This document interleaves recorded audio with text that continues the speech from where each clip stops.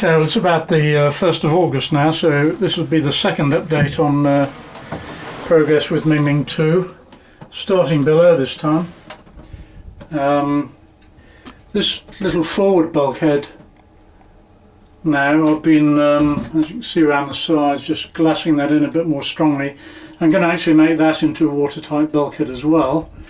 Foam forward and foam aft of that bulkhead give me a sort of extra collision bulkhead. And coming aft a little bit, we're now making some progress on the second collision bulkhead, which will also be completely watertight. Now I've got the first of the beams, the forward beam of that bulkhead. There's actually going to be another cross beam just after the bulkhead as well. The reason being to help take the strain of the mast and help all of the engineering for the mast. As you can see, the hole for the mast through the foredeck is now made, and we'll show the progress on the mast partners when we go on deck. Coming down, we now have this extremely strong mast step.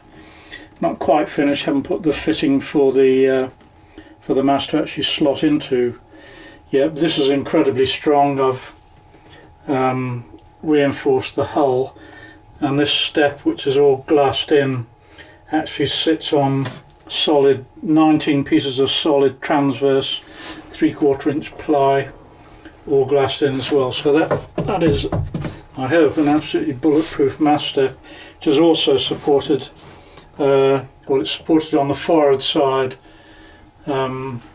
by the watertight bulkhead, and also on the aft side I've made another sort of, well, this beam was already here for the part of the original loop, but I've left that in and put extra ply glassed into the hull, and then coming back to yet another aft bulkhead, which has also been very strongly glassed in. So hopefully that'll be strong enough to take the mast, which we'll be able to look at in a minute.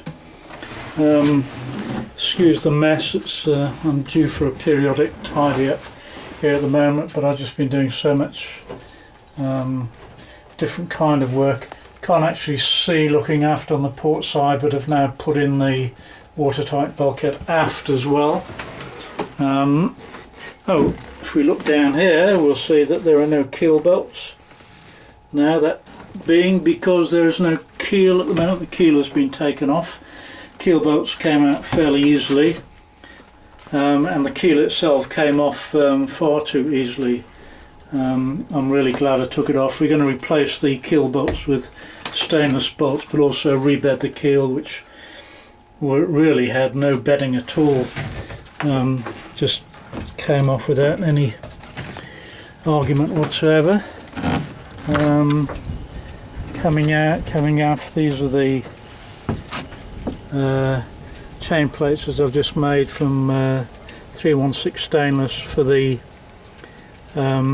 series drogue. They'll be put on the quarters maybe tomorrow, and they're the backing plates for those.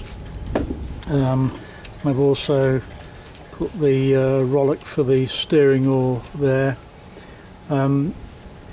All fittings, either new or old, have been completely rebedded, and the boat now does not leak at all, whereas a month ago it just was like a sieve. So I've got it pretty much completely dry, rebedded all the push bit fittings, mounted those aft cleats on small blocks to lift them, make them easier to use, put a couple of fair leads there. So that's all coming along. Once I've got these chain plates on and the mounting for the self-steering gear, then I'll be ready to seal the after bulkhead. Once I've got the foam in, same forward, because if we now go forward again, ignoring the mess a little bit, now I've got all the foredeck fittings have been redone. The big main cleat forward has been rebedded on a big mahogany block, The little cleats have been rebedded, new fair leads, and the bow fitting has been reattached. So apart from 2 or 3 U-bolts which have got to go on the foredeck for taking lifelines and what have you, the forward part of the boat is more or less ready to go. However, the main job that I've been doing for the last couple of weeks, strengthening the deck here for the mast partners, and there's the mast step, not quite finished, but getting there. It's got a very, very hefty mast step, and I've got reinforcing. I've done it above the deck because I wanted to lift the partners as high as possible in order to get as much berry for the mast as I could. I can't touch this because it's got wet glue on it, but that is pretty substantial, and the reason that it's substantial is because down here is now my mast, which we'll go around this way, go and have a look at this. Very pleased with this mast. It's actually a municipal lamppost, or a lamppost anyway, originally 46 feet long, tapered aluminium.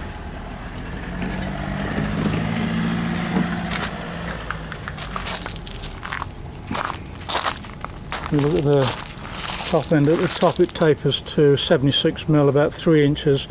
It's actually about 5mm thickness at the top, but actually that's just for a bit of reinforcing at the top. The mast itself, the walls for most of the mast are 3.5mm. Here's the bottom bit of the lamppost, so I've cut off with the bit that goes in the ground, and the door there and all the rest of it, all redundant. But here is the mast itself, which is 200mm outside diameter at the base, so it's a hefty old tube, which is what I want, but not too heavy actually. It's probably the whole thing will weigh about 40 kilograms. It's not too bad. And I've cut it to 29 feet long. Just go back a little bit. So there it is, 29 feet long. It'll have about a 3'6", 3'7" berry, so well over 10%, which will be fine. And as we see it there on the mast partners, it looks a bit of a mess because they've got wet stuff on that needs sanding down,